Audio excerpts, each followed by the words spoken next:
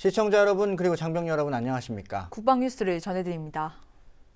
국방부와 국방 관련 기관에 대한 국정감사가 10일부터 시작됐습니다. 국방부는 이번 국정감사를 국방이 한 단계 도약하는 소중한 계기로 삼겠다고 밝혔습니다. 오상영 기자의 보도입니다. 2016년 국정감사가 시작됐습니다. 10일 국방부를 시작으로 합참과 병무청, 방위사업청 등 국방 관련 기관에 대한 정책 추진 과정을 점검하고 육해공군 부대와 세계군인 체육대회 현장 등을 현장 점검하면서 다음 달 8일까지 진행됩니다. 한민구 국방부 장관은 최근 북한 위협이 있을 때 국민의 지지와 국회의원의 성원이 큰 힘이 됐다며 이번 국감에서 점검하고 평가한 것을 바탕으로 한 단계 도약할 수 있는 소중한 계기로 삼겠다고 밝혔습니다. 그러면서 굳건한 한미동맹을 바탕으로 북한의 다양한 위협에 대응하겠다고 강조했습니다. 우리 군은 굳건한 한미연합 방위 태세를 기반으로 비대칭 전력 등 북한의 다양한 위협에 대비한 대응 체계를 발전시키는 한편 주변국들과 국방 교류 협력도 강화해 나가고 있습니다. 특히 오는 11월 열리는 47차 한미안보협의회의를 계기로 전작권 전환을 위한 전략문서에 최종 합의하면서 한미동맹의 중장기적인 청사진을 제시하겠다고 밝혔습니다. 또 최근 수립된 국방부 병영문화혁신 실행계획을 차질 없이 적극적으로 추진하겠다고 강조했습니다. 절대적 가치인 장병의 인권 존중과 군 기강 확립의 조화 속에서 병영문화혁신의 성과를 달성하고 선진 국방 환경을 조성해 나갈 수 있도록 전심전력을 다하고 있습니다. 한 장관은 그러면서 국방개혁의 정상적인 추진과 장병의 사기 증진, 복지 향상을 위해 국방 예산의 증액이 절실하다며 이번 정기국회에서 충실히 논의되길 기대한다고 밝혔습니다. 국방뉴스 오상현입니다. 동북아 최고위급 다자안보대화체로 자리 잡은 서울안보대화가 9일 개막식에 이어 11일까지 3일간 개최됩니다. 30개 국가와 4개 국제기구의 고위 국방 관계자를 비롯해 각국의 민간안보 전문가들이 참가한 가운데 아시아 태평양 지역의 안보 협력 증진 방안을 모색하게 됩니다. 김지한 기자입니다. 올해로 4회째를 맞이한 서울안보대화는 아시아 태평양 지역 국가 간 군사적 신뢰 구축과 상호 협력 방안을 모색하는 동북아 지역 최고위급 연례 다자안보 대화체입니다. 미국과 중국, 일본 등 30개 국가의 차관급 국방 관료와 UN, EU 등 4개 국제기구의 고위 관계자를 비롯해 각국의 민간안보 전문가 200여 명이 참여합니다. 특히 올해는 종전 70년, 분단 70년 도전과 희망이란 주제로 한반도 통일 방안과 국제사회가 직면한 각종 안보 현안을 논의하게 됩니다. 국내외 전문가들이 근본 서울안보대화에서 한반도 통일과 글로벌 안보에 대해서도 심층 깊은 토의를 하게 된 것을 매우 의미 깊게 생각합니다. 이번 회의는 참가국들이 상호 관심 사항을 긴밀하게 논의하고 다자간 대화와 소그룹 대화가 활성화될 수 있도록 프로그램이 구성됐습니다. 본격적인 회의가 시작되는 10일엔 한반도 통일과 글로벌 안보를 주제로 본회의가 열렸으며 한국, 멕시코, 인도네시아, 터키, 오스트리아 등 5개 중견국 국방협력회의가 진행됐습니다. 아울러 백승주 국방부 차관은 압둘라흐만 사우디아라비아 총참모장, 사토시 모리모토 전 일본 방위대신과 각각 양자회담을 갖고 국제안보 현안에 대한 의견을 나눴습니다. 마지막 날인 11일엔 한국과 미국, 중국, 일본, 러시아, 몽골 대표가 참여하는 동북아 소다자회의가 열리고 동아시아 해양 위기와 사이버 방어를 주제로 한 본회의가 진행될 계획입니다. 또한 서울안보대화와는 별도로 각국의 사이버 안보 분야 관료들이 참가하는 사이버 워킹그룹 회의를 개최해 사이버 안보에 대한 실무 협의체 구성과 운영 방안을 협의하게 됩니다. 국방뉴스 김지한입니다. 한편 이날 서울안보대화에서는 한반도 통일과 글로벌 안보를 주제로 본회의가 진행됐습니다. 참가국들이 상호 관심 사항을 논의할 수 있는 특별 세션도 마련됐는데요. 글로벌 보건안보와 핵 비확산 등 참가국들의 관심 사항을 긴밀히 논의하는 자리였습니다. 송민아 기자입니다. 한반도 통일과 글로벌 안보를 주제로 열린 서울안보대화 첫 번째 본회의에서 발제자로 나선 박진 아시아 미래연구원 이사장은 북한의 예측하기 어려운 안보 위협을 잠재우는 것이 무엇보다 선행돼야 한다고 강조했습니다. 그러면서 북한의 화전양면 전술에 휘둘리지 말고 적절한 위기관리 능력을 갖춰야 남북 통일을 이끌 수 있다고 말했습니다. of the Korean unification should be pursued, not with any bias, not with overly optimistic view or overly pessimistic view, but with a realistic view of what we are dealing with. The support and the understanding of our neighbors, our ally, our friends, our partners will be crucial basis upon which Korea can unify. 데이비드 헬비 전 미 국방부 동아시아 차관보는 한반도가 통일된다면 동북아 안보에도 큰 기여를 할 수 있을 것이라면서 현재 동북아 안보 구조는 불안정한 것이 현실이기 때문에 한미일 등 관련 국가 간 다자적인 논의를 통해 적극적으로 풀어가야 한다고 말했습니다. 발제자들은 동북아 안정을 위해 북한의 안보 위협을 억제하고 한반도가 통일돼야 한다는 데 인식을 같이 했습니다. 지역 안보와 경제, 그리고 정치적인 발전을 위해 남북 관계의 개선이 우선돼야 한다는 것에 공감한 것으로 해석됩니다. 이번 서울 안보대화 기간 중에는 세부 주제에 대해 다자차원적인 논의를 할 수 있는 특별 세션도 진행됐습니다. 글로벌 보건안보와 국방협력을 주제로 열린 세션에선 고려대 이남택 교수가 발제자로 나섰습니다. 이 교수는 최근 우리나라가 겪었던 메르스 사태를 예로 들며 세계 보건안보를 위한 국제 공동협력이 중요하다고 강조했습니다. 군사적인 국제협력 사항으로 각국 국방부가 주도해 테러 관련 백신을 개발하는 것이 바람직하다고 말하고 이를 위해 각국 국방부가 국제 공동연구를 통해 백신을 개발하고 비축해야 한다고 주장했습니다. 핵 비확산과 국방협력에 대해 다룬 세션에선 핵 확산 금지 조약에 기초해 북한의 핵무기 개발 저지 노력이 진행돼야 한다는 의견도 제시됐습니다. 북한이 핵무기 생산으로 전환하지 못하게 하려면 기존 핵 보유국들의 핵 확산 금지 조약에 대한 성실한 이행이 중요하다는 의견은 참석자들의 깊은 공감대를 이끌어냈습니다. 국방뉴스 송민아입니다. 공군 방공관제사령부는 9일 2015 공중전투 요격관제대회 시상식을 개최했습니다. 올해로 36회를 맞은 공중전투 요격관제대회는 통제사의 요격관제, 전술전기 기량 향상과 최상의 영공감시 대비태세 유지를 위해 방공관제사령부 주관으로 열리는 대회입니다. 특히 올해는 부대 창설 60주년을 맞아 최우수 통제사에게 방공관제사령부의 슬로건인 하늘을 지키는 잠들지 않는 눈에서 착안한 골드나이 칭호를 부여해 수상자들의 자부심과 권위를 한층 높였습니다. 1년 365일 24시간을 쉼없이 우리나라의 영공을 지키고 있는 관제 요원들 중 최고를 선발하는 대회인 만큼 골드나이가 갖는 의미는 더욱 특별합니다. 제가 골드나이로 첫 번째로 선발되었기 때문에 막중한 책임감을 가지고 강하고 준비된 통제사가 되기 위해 앞으로도 더 열심히 노력하겠습니다. 최초로 사용하는 골드나이에 선발이 돼서 너무 영광스럽게 생각을 하고 통제사에 선발된 만큼 좀 더 책임감, 무거운 책임감을 가지고 현재 하고 있는 임무에 매진할 수 있도록 하겠습니다. 지상 통제 분야와 공중 통제 분야에서 기량이 가장 뛰어난 최우수 방공무기 통제사 골드나이는 보람의 공중사격대회 우승자인 탑건과 더불어 공중 전투 분야의 최고 전문가에게 주는 영예로운 상입니다. 네, 이번에는 안타까운 소식인데요. 교통사고 피해자를 돕기 위해 구조에 나섰다가 사고로 숨진 고 정현승 상사의 연결식이 10일 오전 부대장으로 국군 수도병원에서 열렸습니다. 이 자리에는 정 상사의 아내와 어린 두 딸 등 유가족과 평소 생사고락을 함께했던 수많은 특전 용사들이 함께했습니다. 교통사고 피해자를 돕기 위해 구조에 나섰다가 신호를 위반한 트럭에 치이는 안타까운 사고로 숨진 육군 구공수 특전여단 고 정현승 상사.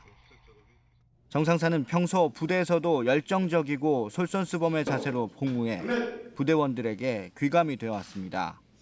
또 여가 시간을 이용해 지난 2000년부터 최근까지 부대 인근 장애인 시설과 경기도 시흥의 양로원을 찾아가 봉사활동을 하는 마음 따뜻한 특전인이었습니다. 사고 당일도 여느 때와 마찬가지로 점호 시간에 맞춰 병사들의 건강 상태를 확인하고 함께 체력 단련에 동참하기 위해 이른 아침 출근하던 중 불의의 사고를 당한 것으로 알려져 안타까움을 더하고 있습니다. 한편 육군 특수전사령부는 국가와 국민을 위해 헌신한 정 상사의 의로운 정신을 추모하기 위해 자발적인 모금 운동을 전개하고 국립현충원 안장과 국가유공자 등록을 추진할 계획입니다. 다음 소식입니다. 육군 5기갑 여단과 서정대학교가 지난 3월 MOU를 체결하고 병역 내 인성지도 상담교육 과정을 도입해 소기의 성과를 거두고 있습니다.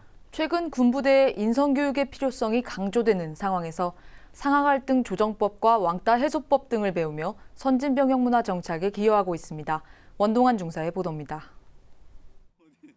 최근 군인성 교육의 필요성이 강조되는 상황에서 육군 5기갑 여단이 전문인성 교육 상담사 양성을 위해 노력하고 있습니다.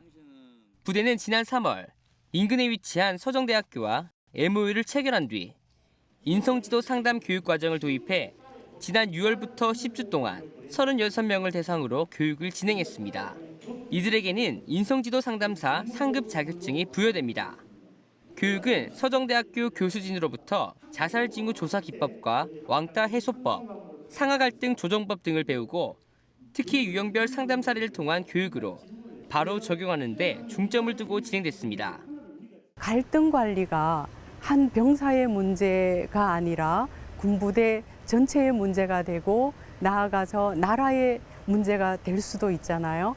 그래서 저희 서정대학의 지식봉사가 군부대의 이런 어려움을 도와주는 차원에서 봉사를 하게 되었습니다. 지난 9일에는 초급 간부 90여 명이 전문적인 상담 원리와 기법 교육, 장병들과 함께 소통할 수 있는 마술 교육을 배우며 진정한 소통과 상담에 대해 한 번 더 생각할 수 있는 자리를 가졌습니다. 간부들부터 인성 교육을 받고 심리를 연구하면서부터 부대 분위기가 많이 밝아졌습니다.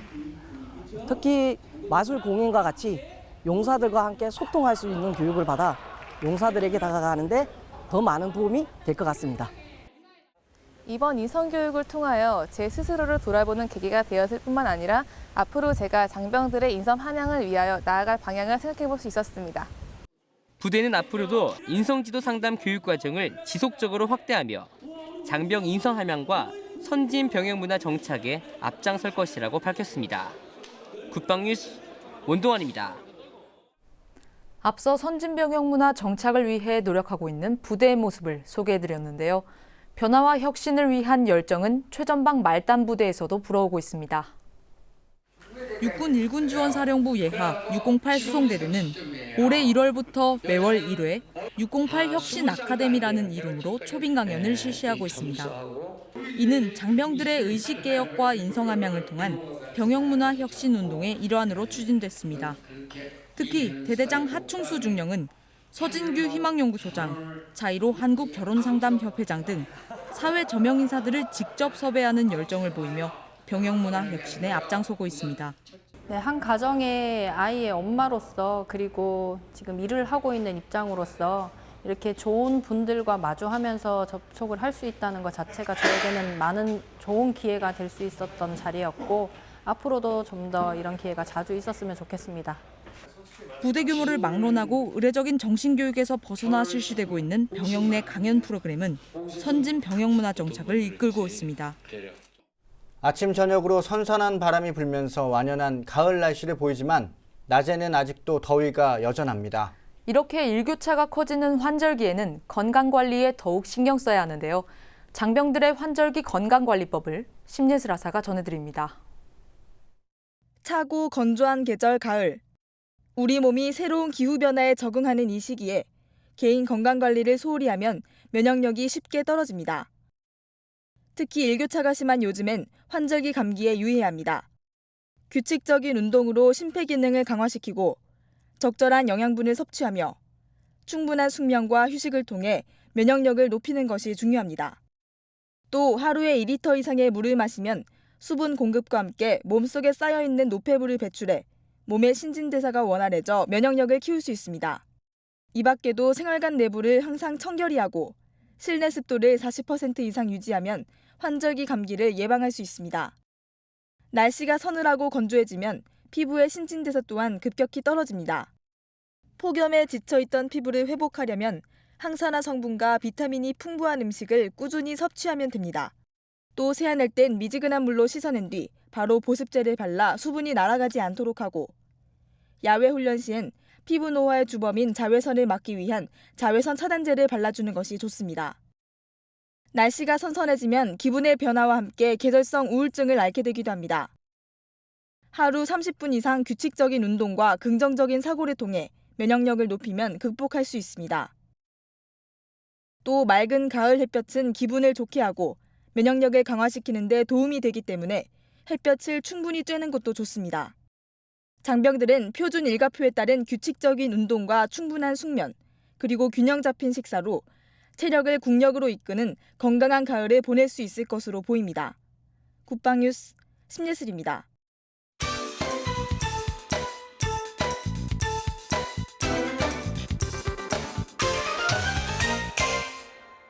네, 북한군의 실태에 대해 알아보는 시간입니다. 지난주에는 근무 환경에 대해서 알아봤는데요.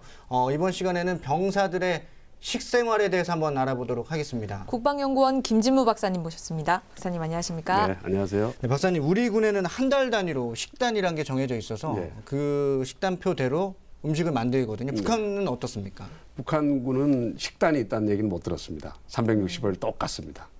단지 이제 김일성, 김정일 생일날 이제 그때 특식이 좀 나오죠. 특식이라 봐야 사탕, 그다음에 돼지고기 조금 나오는 거, 뭐 그 정도입니다. 365일 똑같다고 말씀하신 게 그러면 밥과 반찬이 똑같이 그냥 그 음식들이 그대로 나온다는. 그렇죠. 그러니까 뭐 북한군 병사들이 하나같이 하는 얘기가 그러니까 주식, 쌀, 옥수수, 감자 뭐 이런 걸로 구성이 되고요. 그다음에 염장무, 시금치, 소금국 이게 전부입니다. 박사님께서 말씀하신 뭐 염장무나 이런 것들이 북한군들이 먹는 반찬, 그게 다라는. 그게 다죠.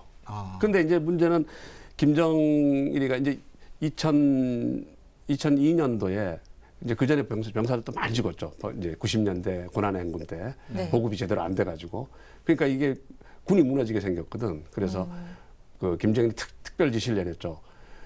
그 당시에 이제 그 특수전 부대는 800g 일일, 그다음에 일반 병사는 700g 정량인데 어떤 일이 있어도 700g 정량을 병사들에게 보장하라 이렇게 했단 말이죠. 그럼 700g을 이제 그런데 그게 쌀일 수는 없어요. 왜냐하면 쌀이 북한에 그렇게 많지 않기 때문에 알곡이라 그러죠. 알곡.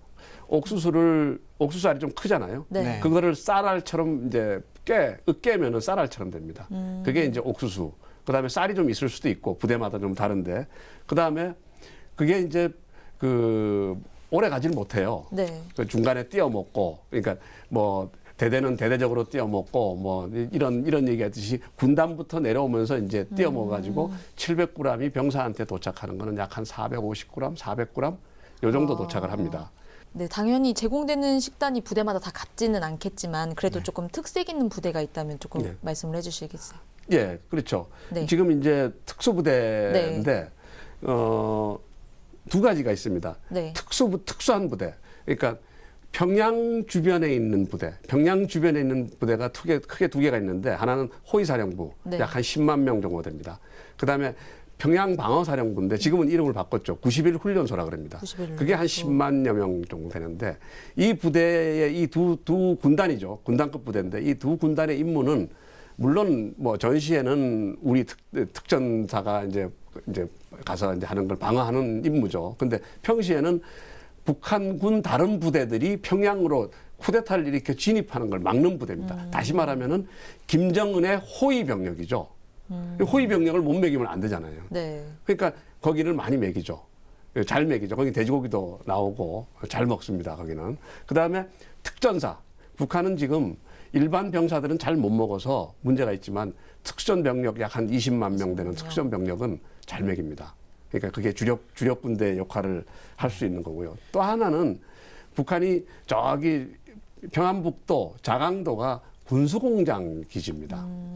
북한 김정일이 시대 때부터 거기에는 뭐 굉장히 공을 들였죠. 북한이 무기를 많이 생산해야 되니까. 그래서 거기를 경호하는 부대가 8군단인데 거기는 대체적으로 보급이 좋습니다. 박사님, 그러면 북한의 사실 식량난은 군뿐만 아니라 이 전체 문제라고 해도 과언이 아닌데요. 그렇죠. 그 북한이 과거에 비해서 경제적으로 좀 어느 정도 발전을 해 왔는데 왜 아직까지 이렇게 식량난 때문에 힘들어하는 걸까요? 지금 이제 북한에서 식량 문제가 있는 계층을 우리가 취약계층이라고 합니다. 그러니까 북한 주민들은 하는 얘기가 90년대 말에 고난의 행군 때 죽을 사람은 다 죽었다. 지금 살아남아 있는 사람은 어떤 수단과 방법을 가리지 않더라도 살아남을 수 있는 사람이다. 그런데 단 그 사람들이 살아남기 위해서 시장에 가지 않습니까? 네. 시장에서 어떻게든 뭐 장사를 하든 뭘 하든 먹고 살아요. 그럼 시장에 접근하지 못하는 사람은 굶어야 되는 거예요. 그 대표적인 계층이 군대입니다. 군 장교들. 군 장교들의 문제고, 그다음에 농사짓는 농민들, 그다음에 노인 가구, 뭐 이런 가구들, 이제 그런 계층들은 사실상 지금 유엔에서 발표한 바에 따르면 북한의 취약계층이 약 한 700만 명 정도 기하선상에 있다. 그 병사들 얘기는, 병사들의 문제는 결국 장교들의 문제에서 비롯되는 겁니다. 장교들은 군에 있어야 되니까 장사를 못 하지 않습니까? 네. 근데 월급이 적고, 그러니까 병사들 올 거를 뜯어먹고, 또 군대 내부에 있는 물건들을 내다 팔고, 그렇게 해서 먹고 사는 거죠. 특히 일선에 있는 장교들의 생활은 굉장히 열악합니다. 네. 그 악순환이 계속되다 보니까 이게 안 좋아질 수밖에 없는 상황이 이런 거라고 그렇죠. 생각해도 되겠죠. 예, 네. 그렇습니다. 네, 오늘은 여기까지 말씀 듣겠습니다. 지금까지 국방연구원 김진무 박사와 함께했습니다. 박사님 오늘 말씀 감사합니다. 감사합니다. 교통사고로 당한 피해자를 돕기 위해 구조에 나섰다가 숨진 고 정현승 상사의 영결식 소식 전해드렸습니다. 평소 부대원들에게도 모범이 되는 부사관이자 봉사활동도 꾸준히 해온 마음 따뜻한 특전인이었는데요. 네, 고인의 따뜻한 마음 잊지 않겠습니다. 삼가 고인의 명복을 빕니다. 국방뉴스를 마칩니다. 시청해주신 여러분 고맙습니다.